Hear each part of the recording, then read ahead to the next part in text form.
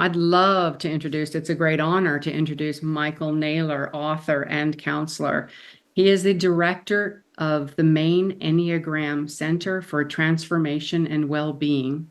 He's a professional change and coach Enneagram. He's a professional change coach and faculty on the Enneagram Institute. He's a licensed addiction therapist and clinical supervisor. He's an International Enneagram Association professional member and teacher, and the author of the book, have it right here, The Beautiful Alchemy of the Enneagram in Transforming Addiction. Beautiful book. What is so beautiful too about him is in his emails, he signs it like this, and I'm going to drop this in chat. It's so beautiful. Compassion is not a relationship between the healer and the wounded. It is a relationship between equals. Only when we know our own darkness well can we be present with the darkness of others. Compassion becomes real when we recognize our shared humanity.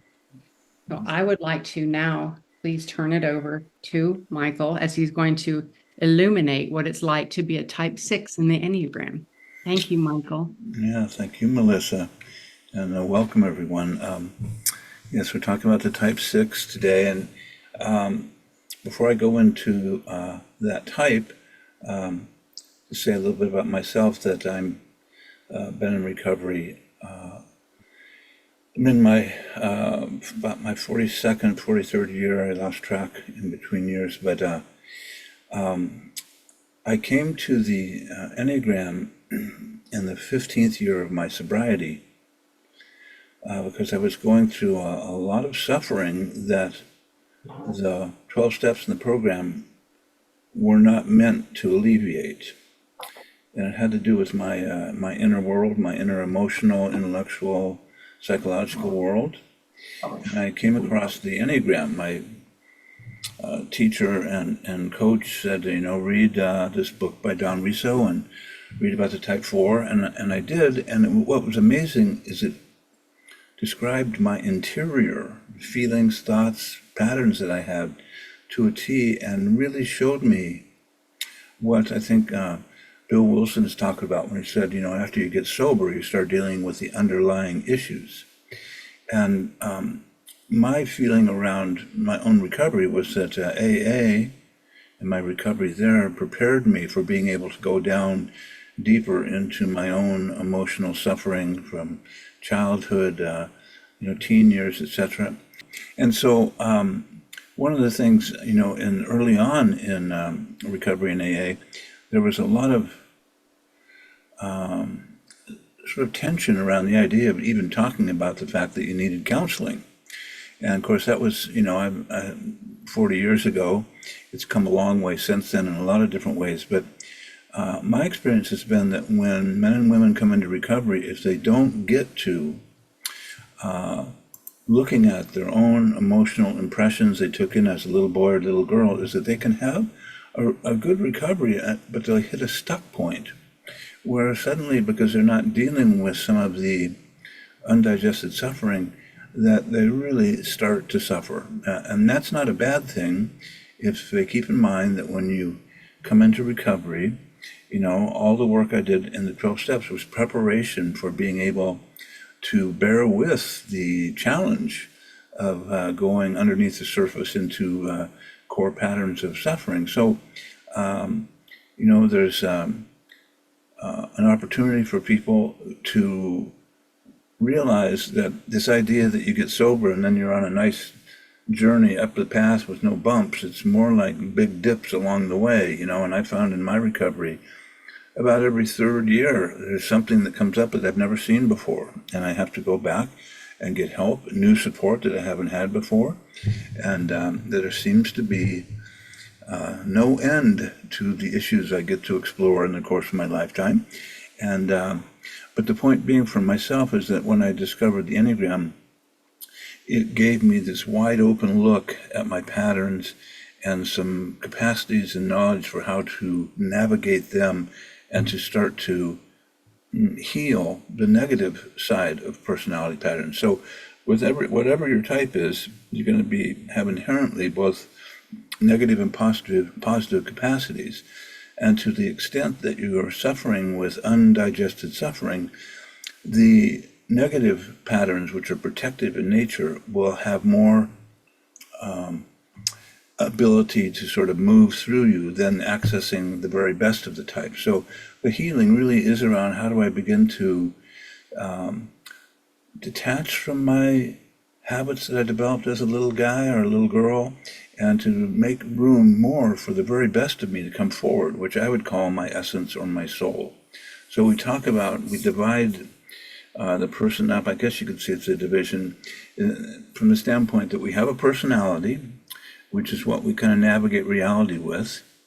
And as we become healthier, something underneath the personality begins to bubble up, which is essence or true nature, or our natural way of being in the world.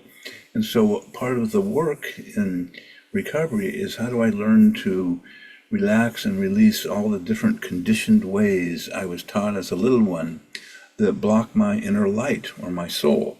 So the Enneagram is a map for that.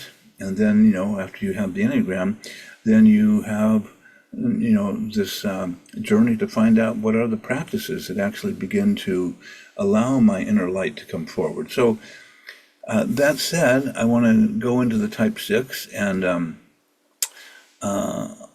although there's a wish for me to talk for 45 minutes, I'm certain that won't happen. I like to get questions before then because it facilitates the movement of our conversation. So I'm going to just start off with the type 6, and then when I'm ready to ask a question, I'll just say, okay, any questions? And I know that Patrick will understand that. So we'll start with the type 6. And there's a lot of different names for each of the types. One of them for the type 6 is the Loyalist. I like the term the courageous Pathfinder, the troubleshooter. And what we know about the type 6 is that they have an inherent wish to keep things secure and safe. And they do it, each type 6 does it in a slightly different way. But there's a real sense of type 6s committing to things they really care about, and then protecting them and securing them and keeping them safe. And one of the archetypes that we often use for understanding type 6 is the story of Lord of the Rings, Samwise Gamgee carrying Frodo, all the way up the path finally to the mines of Mordor and dropping the ring off, which in my world, the ring represented sort of the addiction to power. And so the type 6 is a type that really is adverse to people misusing power over others. And we say that in a lot of ways, type 6 is very committed to democratic principles, being right-sized. We hear the term right-sized in recovery. It's a sense of humility that isn't humiliation, but a sense that we are all equal on a certain level. So I know this was really highlighted to me. One of the things, some of the practices that have helped me in the course of my life has been something called the Gurdjieff work, the Diamond Heart work. And within that, one of the things that's taught is that we're all on the same level. Each of us has different strengths and weaknesses. But I remember one time my teacher pulling me aside and said, you really have to understand this, that you and I are equal. We're on the same path together, same ground, and I have some differing capacities than you. But if you start to put me on a pedestal, you can be sure that it's your personality interfering with things, because the truth of the matter is that we're all on our hands and knees, crawling toward liberation, slowly but surely helping each other. And the type 6 of all the types tends to have the easiest access to understanding that. So when I'm healthy as a type 6, we often say that 6s are really great at inspiring team effort, one for all for one, that they have the capacity to be very flexible when they work within groups where they can either lead or they can be working in the background, but they have a tendency to not to want to be center stage like a type 3. They like to be in the background, sort of being a part of the team unit. And when they're healthy, they inspire a kind of a heroic effort on the part of teams, who are working towards their particular goals, community service, etc. So when we look at all the types in this time right now, in our interesting historical unfoldment, the one type energy that is really needed by the world is the type 6, which is the teamwork energy, this idea that we must work as a cooperative unit to be able to do the best for each other. So type 6s, in a sense, are kind of assigned with leading that. And we say they're committed, security-oriented type. What that means is that type 6 has an eye on noticing when things aren't working. And when they're healthy, they have a strong intuitive sense that something's missing or something's off. When they get less healthy and more consumed by their own fear, they tend to become hyper-vigilant around things going wrong and start to drop into something we call catastrophizing, imagining the worst case scenario.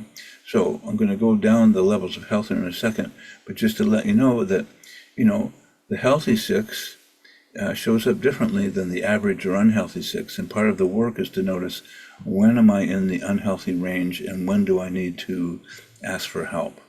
So we've got, why can't I think of these guys' names? Great musician, Letterman, the comedian, and the amazing guitar player, what's his name? Blurt it out. Eric There Clapton. you go. Yes. Both of those are type 6. Both are in recovery for their addictions. Then we've got Eminem here, and then Ben Affleck, who's also in recovery. I imagine he'll be starting the relationships group soon, I hope. And then we have Princess Leia from Star Wars. Also, one of the people say that part of what took her down was her alcoholism. So when we're looking at the committed, security-oriented type 6 is over here with a little bit bigger number, and we notice that there's lines to 9 and to 3. So when we talk about the type, the first place we start is, what's the story on the type 6? What is it? What's their strengths? What's their weaknesses? So a strength is they're very engaging. If you have a 6 in your life, their ability to find common ground with you, to create a kind of an affinity with you, an easy friendliness is one of their hallmarks. One actor who does this so well is Tom Hanks. The other thing we say about the type 6 is they are really super responsible. When they commit to something, they are all in. And if they have a complaint around the human race, is why aren't people as responsible as I am? Because, I can't help but be responsible. So, and then as I start to lose a sense of well-being, or if I've been, hurt by trauma as a kid, I tend to fall down into the lower levels or be more susceptible to a lot of anxiety and suspicion, like I'm not quite sure who I can trust. And we often say about type 6s is they have a strong intuitive sense of who is BSing them or not. And so in a sense, that's part of their kind of psychic radar, is to notice, who's telling the truth here. And now we have these two lines to 9 and 6, and that will be the subject of a later on presentation when I talk about the lines. But basically it says that part of the growth pattern for a type 6 to really fully mature and to bring forth their gifts is to develop the best in the 9 and the 3. And so that will be subject to something later. So that said, we say that every type arrives with a kind of inherent capacity. And we use the words awakeness, guidance, and clarity of consciousness for the type 6, which again refers to when I'm a healthy type 6, my intuition is very powerful and very clear, and my sense of being able to follow my own inner guidance, my own GPS, is also one of their natural gifts. There's also a way that they are able to cut through obscure ideas and really get to the point in a very grounded way that's a part of their natural gift. But all the types, because they live on planet Earth, are stuck with the fact that they have, as little ones, a need to develop a shell of protection around them. Little boys and little girls don't have the nervous system to be able to take in and process, the suffering that we all experience on planet Earth. And so what we say is that the little type 6 kid builds a shell of personality, and that's not a bad thing. It's a protective surface, and relies on the strengths of the type 6 to protect themselves. So they develop an ego. And the longer story is that we develop an ego when we're little boys and little girls, because we need to be able to fit in and live in the culture we're brought up in. Or if we have a really tough childhood, we have a thicker sense of ego structure. And then as we become mature adults, and we hit our 30s, 40s, 50s, we start to dismantle this ego. So the very deep essence of our own soul begins to come forward. And that's why a lot of people don't really start real spiritual practices until they hit their 40s or 50s. Usually we have to get really sick and tired of our personality patterns before we decide, I'm going to go in and see if I can get some help for myself. So for the type 6, when they disconnect from their essence, their true nature, which everybody does when they're little ones, there's a couple fears that pop up. One is the fear of being without orientation, support, and guidance. And that's really a big one for the type 6, particularly when they're not in a place of well-being. It's this sense of, do people have my back? Who is it I can trust?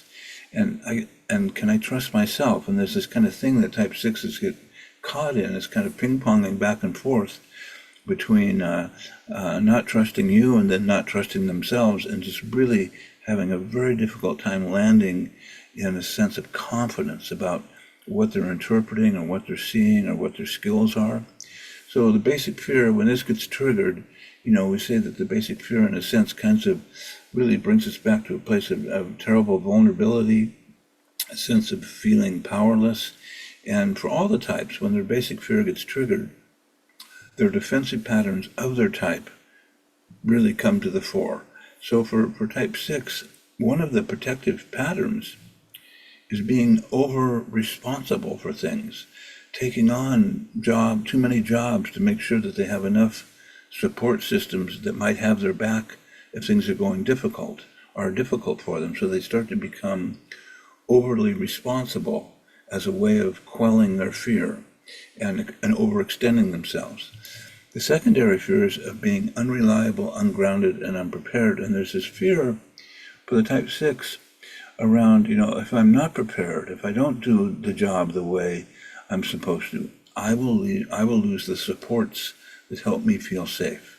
So for the type 6, a key theme is this sense that I'm not enough. I have to have support around me, or I'm just not going to be able to function in life. And so there's a tendency to over-identify with, the support structures they put in their life. It could be their church, could be their workplace, could be their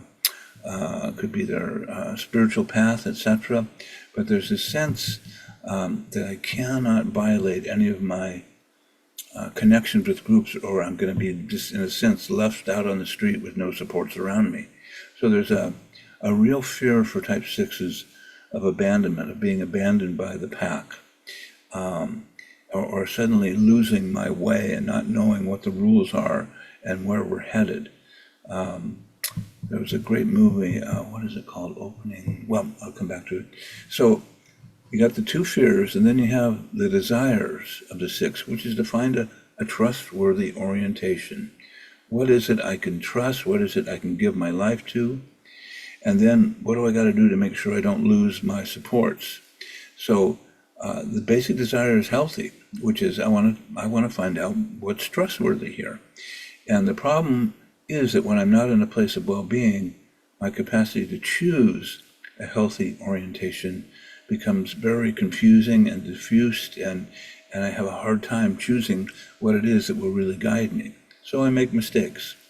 The other thing we can say about this is that, each type has a different self-image, and for the type 6, my self-image is that I am dependable, I'm reliable, I'm careful, I'm likable, I do what I'm supposed to do. There's a sense of duty that I'm willing to follow along. If I believe in something, I'll follow the rules to the end. At the same time, type 6s can have a kind of a counterphobic response to life, meaning they may, as a way of finding out whether they're supported or not, actually challenge the people who they want on their side, and become a little bit of a pain in the neck in terms of complaining about everything, or about what we say about 6s is they really get into this sense that I don't want any of our processes or any of our habits changed, because then I won't have control. So please don't launch any sudden changes on me, or it'll just drive me crazy. So there's a sense of I need to be able to control the environment, and I need to be able to think about things a long time before I institute a change or go along with it. So the core fear for the 6 is fear and anxiety. And 6s will say that they have a tendency in the morning when they wake up to suddenly be flooded by fear. And so, I open my eyes, and the next thing I know, in my core, there's a sense of anxiety, something bad's going to happen. And type 6s will say, within 2 seconds, I can think of 18 things that could go wrong today, but I find something in my thinking that matches the scary anxiety, angst that I feel. Or I get caught up in this idea that I got to be awake and sharp because something bad could happen. And so there's this kind of anticipating, an interruption by some intruding force that they feel like I've got to be vigilant for. So they start to get hooked on worry as a way of being in the world. It's almost like if I'm not worrying, then I'm not being a responsible person. And if I'm, all of a sudden getting all relaxed and at peace, I'm not prepared for the next disaster. So I'm just going to go back into my worry mode, and that way my inner critic, every type has an inner critic, and the type 6 is, I'm good and lovable if I'm prepared and I follow through with my commitments. And that means, being prepared means I anticipate what could go wrong today, which is why we call them the troubleshooter sometimes. But the problem, if you're with a 6 that's not feeling well or not in a state of well-being, is whenever there's anything to be done, like planning a vacation, they tend to over-prepare supplies. They worry about everything that could go wrong. And on the way there, they're worrying, reminding you of what could go wrong today. Are we prepared for it? And when they get there, they continue to worry about what could go wrong right in the middle of the vacation. So it's like this getting addicted to, in a sense, really articulating, I'm worried and scared, and here's my list for right now in this moment. And it's like that addiction becomes a way that they oddly comfort themselves. It's like if I'm worrying, then at least I'm prepared. Nothing's going to jump me and surprise me. But if I get really quiet and calm, oh man, I'm going to get sandbagged. I'm not going to see what's coming. When the truth is, the growth edge for the type 6 is to learn to develop quiet mind, to be able to rest in a state of well-being and peacefulness, and learn to trust that they don't need to know what's coming next, because they have this built-in intuitive capacity that alerts them without them worrying themselves to death. But if you've got a type 6 in your life, you know what first-class worry is. They are the kings and queens of worrying. So let's take a look at this next thing. So we say that, all of us have the 6 in us. And, these are, the type 6 represents a certain sense, a certain range of human behavior and thoughts. But if you're a type 6, you do this more than everyone else. So we say that when the type 6 loses a sense of their well-being and their presence, what fills in and starts to feel normal to them is to feel angst and anxiety. And if I'm not feeling anxious, I'm doing something wrong. And my inner critic will be whispering in my ear, If you're not anxious, something bad will happen. You got to stay in a state of alert, or bad stuff will happen. So that's why a lot of times sixes are very anxious, very edgy, and in a counterintuitive way, they sometimes develop quite a great sense of humor from being in these states of anxiety that can be quite relieving. So the wake-up call for the type 6, when I know I'm really starting to go into the well of unhappiness, is being driven or paralyzed by anxiety. So my worries become so intense, it's hard for me to even move forward. And what tends to happen for them, for type 6s, is because when they lose contact with their innate confidence, they start to feel like everyone else knows the right way to do things, and they start to over-depend on others to tell them what to do. And then they get mad at themselves for doing that, and they try to rely on themselves, and they go, I cannot rely on myself either. I'm in trouble. I can't trust you. I can't trust me. What am I going to do? And they start ping-ponging back and forth inside, and they start to get paralyzed by their worries, meaning not functioning well, not being able to step into the next challenge. And you know, the big growth edge for the type 6 is to learn to develop quiet minds so that they also actually start to feel in the core of them a kind of innate confidence that they can trust, that they're capable, that they don't always have to get everybody else's opinions before they take a step forward. Now, everybody has a little bit of this in their life, depending on their childhood experiences, but 6s, this is kind of the core of their suffering, which is I worry too much. I worry over things I can't control. I over-prepare because of my worry, and because I lose contact with confidence, I can never quite tell if I'm ready, if I'm really prepared. And if you've got a type 6 in your life, oh my God, they will go over the game plan, 15 times before they step out the door. And by that time, it's like the game's over, right? I've been planning for this game and spent too long. Now the game's over. What am I going to do? So it's, I think of all the types, the only other type I think suffers, well, of course, who suffers most is the type 4, but the type 6 is right next to him. And I hope in my next lifetime I do not come back as a 6, let's put it that way. So as I become able to develop more presence, more awareness in my body, my heart begins to calm down as I begin to not be so taken by all my worried thoughts, and I become more centered. What happens is underneath it all is the arising of the heroic heart. And what we know about 6s is that when something scary happens all of a sudden, and 6 doesn't have time to think about it, they just jump in and they handle it. They're like fierce warriors.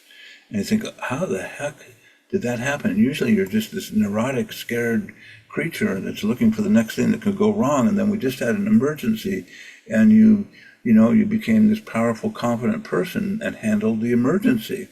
So, at the core of the 6, I think the other essential quality is an innate confidence and courage, and a real protective spirit to stand up for those who are scared and afraid. We call them the Pathfinder, the courageous Pathfinder. If you think of the, certain people in our culture, Michael Moore is a type 6. He's done a lot of work on, showing where power is being misrepresented, etc., and taking on, he's like David taking on Goliath. And type 6s have a tendency to do that, to take on anyone who is misusing power. So the heroic heart develops, and along with it, a more of an innate trust and self-confidence in themselves. And that's a big deal for the type 6, because part of the story of the inner critic with the type 6 is it's whispering, if you start to trust you can handle things, you're going to get in trouble. Trust it. Don't go with trust. That's just going to undo you down the road. Or if you start to feel self-confident, wow, you must be missing something. There's no grounds for feeling self-confident here. So part of the work for all the types is beginning to understand I've got an inner critic that's working against me. Maybe it's there because it protected me when I was a little boy or a little girl. But that, it's there as a kind of a warning. So if I start to get confidence and to feel a sense of trust in myself. In the beginning, the inner critic will be going, you are deluded, you're going down, you got to go back to that fear pattern. But as I work and grow as a type 6, I begin to trust that my self-confidence is something that's real, that my trust in the universe or trust in people or trust in myself is real, I can count on it. And then that inner critic begins to soften its ability to throw me off guard.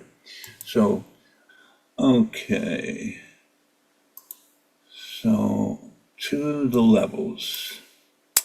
And this little cylinder, representative of the 9 different levels of health. And you have to see this little star-like glyph graphic here, which is the 6. So all of what we say is each of the types has 9 levels of health. And it goes from very healthy, conscious, awake, open-hearted expression. Levels 1, 2, and 3 is when I'm really in touch with my body, with my heart, my head center. I've developed some quietness there, and my capacity to access my innate gifts is available. As I drop down the levels 4, 5, and 6, I become more constricted. In a sense, my heart tightens, my body tightens. I start to get more mesmerized by sort of belief systems that, sort of occupy my way of perceiving reality. And at 4, 5, and 6, my defensive patterns that are there to protect my heart start to come online, because my capacity to do that naturally gets lost as I get more consumed by different states of depression or sadness or shame. And 7, 8, and 9 is I'm in a terrible, desperate place and just unconscious. So that said, the type 6 we have here, it says, type 6 indulges oneself in worrying, self-defeating thoughts. We call it pre-traumatic stress syndrome, which is I start imagining the disaster happening before I'm even in it.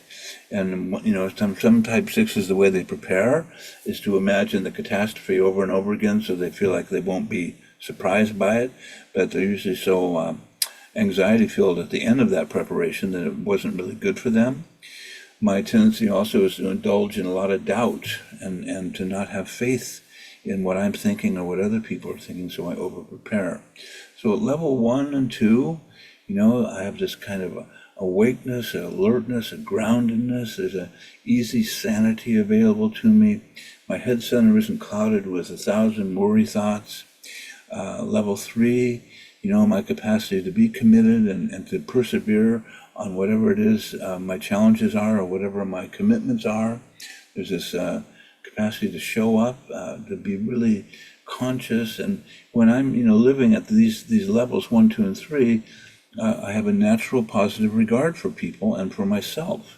My capacity to forgive myself and to forgive you is easily available. And I'm aware that, when people are having a bad day, that's usually when they're going to treat me badly, and I don't take it as personal.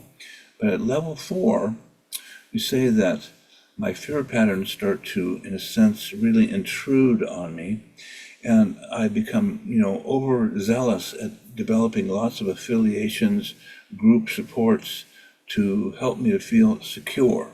And so I overextend myself as a way of dealing with my fear, and particularly because I don't have a sense of deep trust in myself.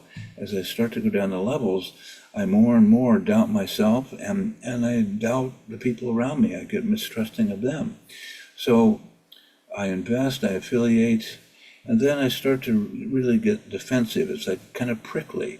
If you think of a porcupine, you get up close to them, you're going to get zapped. But there's a way that I start to percolate a lot of anxiety, and I imagine that people are not thinking well of me, so I'm defensive before I even need to be. And because I'm making all these new commitments to try to help myself feel secure, I start to feel pressured by the actual commitments I've made. So there's a way that my anxiety starts to bottle up more. And then at level 6, I start to move towards explosions of irritation, or, one of the things type 6s would say to me is that they have this pattern of imagining that people are thinking badly of them, and then they'll have a conversation in their head about it, as if the person were actually talking to them. And then all of a sudden they'll burst out and, get angry with somebody, and the person will say, well, wait a second, we didn't even talk. And in fact, they've been imagining the conversation in their head, and so they lose contact with the fact that it was their imagination that provoked the confrontation. So there's a way I start to get suspicious. The way I start to test my suspicions is to test the people around me and see if they're with me or not. And I really, it's like my anxiety level just starts to swing back and back and forth more rapidly and more rapidly, and I have a really hard time settling down and focusing. At level 7, I start to go into desperation, get panicky, because I'm so anxiety-filled, I'm not reliable. And then at level 8, I start to get fanatical, like I don't have a sense of trust in anyone, so maybe I'll just finally commit myself to some group. It might be a fanatical group, and they become my guidance. I'll just do what they do, and I'll say what they say. And at level 9, for all the types, is when I get self-destructive, suicidal, or murderous. It can go either way, punishing. But the point being this is, if I'm aware of how I can go down the levels, I can start to be aware of when I'm descending into something less healthy. For instance, we say here that between level 3 and 4, it's the discernment between when somebody's conscious and awake and when they're starting to become robotic based on their type. And so at level 3 going to 4, what I can be aware of is the wake-up call, which is where I start to overanalyze, over-prepare, not able to take action in the world. And that becomes a signal to me that I'm in trouble, that I need to ask for help, that I need to have a support system to go to get the care I need when I start to go down these levels of health. Levels 1, 2, and 3, I'm clear, I'm healthy, I don't need a lot of support. 4, 5, and 6, that's when I gotta have support around me, because I can't tell what's real, what's true, what's false. So as I go down the levels, my anxiety gets more intense, and more intense. And, part of the challenge also is to help the type 6 learn to not take their worried thoughts so personally. It's like if a worried thought goes across the screen of their imagination, it's like, oh my God, it's the truth. And it's almost like they dive into the worry and start living from that place of worry. So again, that's where meditation comes in. It's where having friends around you who can stabilize you when you start to go off into worried territory. I had a really good friend, type 6. We used to co-teach together.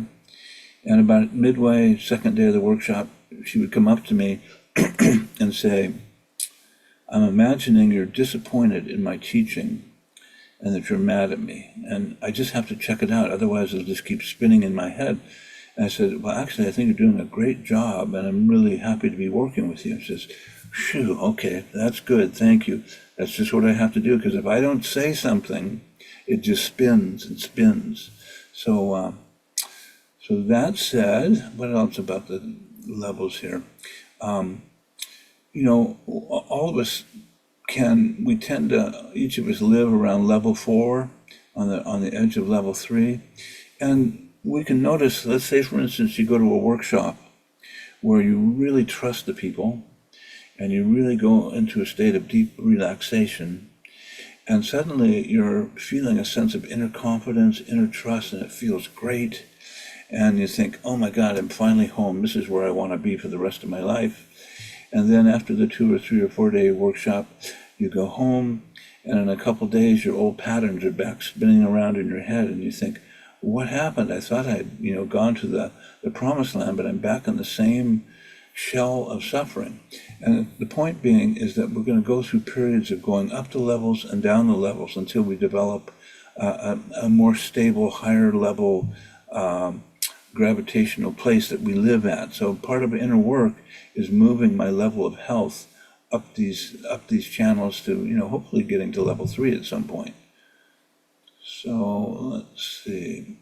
Core addiction of the 6. Type 6 identifies powerfully with the need to respond and react to inner anxiety about their perceived lack of support.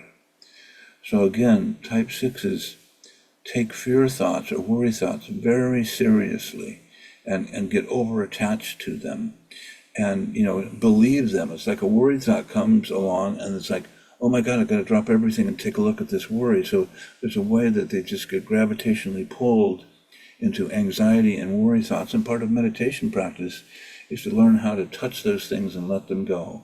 Touch them and let them go.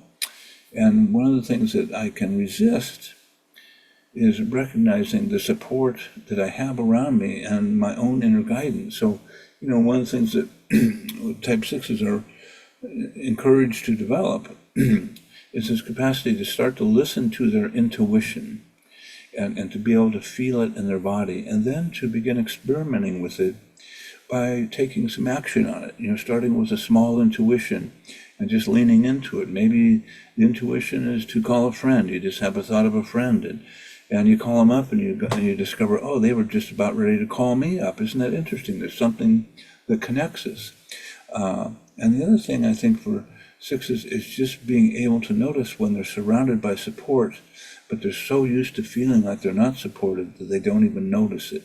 So, people in the 6's life, part of their work is to try to remind the 6 who tends to get in a trance that nobody supports me, that right now everybody in the room here really cares for you. So why not try a different lens in this moment and really take in the fact that you're really cared for right now? So let's look at some more questions. Michael, what a beautiful description of how to comfort an anxious heart of a 6.